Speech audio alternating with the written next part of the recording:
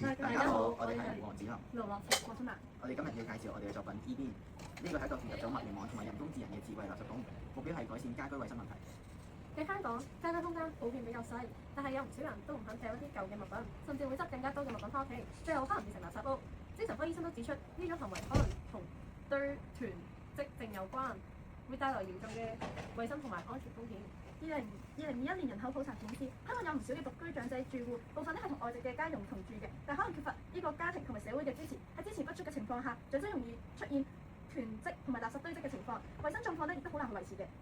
我哋以獨居長者張太太為例，佢不知不覺咧出現咗堆積同埋無助感，佢唔知點樣處理。因此，我哋目標係打咗一個主動提醒長者同埋社區工作人員嘅垃圾桶，幫助佢哋定時倒垃圾同埋保持呢個嘅清潔。喺技術上，我哋會用 Wild Terminal 搭配多種嘅感應器去收集數據，並且將資料傳送去平台整合分析。系統會進行資料訓練同埋判斷，然後再用螢幕同埋 LED 去顯示結果。喺必要時會透過 IFTTT 去進行通知。第一個功能係探測垃圾異味。當探測到有臭味嘅時候 ，LED 燈會亮起紅燈，即係提醒需要清理垃圾。同時都會將信息推送到喺社工或者長者嘅手機入邊。呢個提醒唔只係停留喺垃圾桶嘅本身。第二個功能係將檢測到嘅數據連接到去雲端嘅門進行分析，例如喺 Google Colab 上面進行運算同埋判讀，令到呢個系統可以逐步提升辨識能力。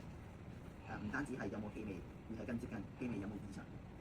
我哋第三個功能咧係使用 Sense-Fit 嘅儀表板，即時追蹤垃圾桶裡面嘅氣體含量同埋變化，咁樣咧可以幫助我哋長期觀察同埋分析，令社區嘅支援咧更有依據。第四個功能咧係監測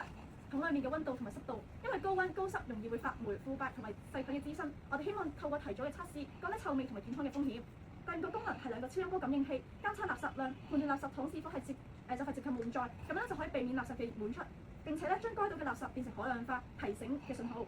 第六個功能係震動提醒，當容量超過50%嘅時候，桶蓋嘅震動馬達會持續震動，提醒長者倒垃圾。另外，我哋都設定咗一個每日固定時段提醒，俾長者更加容易建立倒垃圾嘅習慣。我哋嘅設計優勝包括操作簡單，適合小型嘅垃圾桶，唔需要複雜去分類都可以使用，同時具有教育效益同埋數據支援，可以幫助理解 AI 同埋氣味嘅辨識，都可以累積資料做一個後續改善。未來我哋希望可以將提醒擴展到 Line 同埋 Telegram 機械人，令到社工、家人同埋長者都可以收到通知。更進一步，我哋希望將 E-bin 機械化，協助行動不便嘅長者可以自動處理倒垃圾呢件事。總結 ，E-bin 結合咗 AI 同埋 IoT，利用氣體、溫濕度同埋距離檢測去檢測異味、環境風險同埋垃圾量。當達到一定價值嘅時候，會顯示通知同埋震動提醒。目標係減少臭味同埋衞生問題，提升獨居長者嘅生活品質。多謝大家。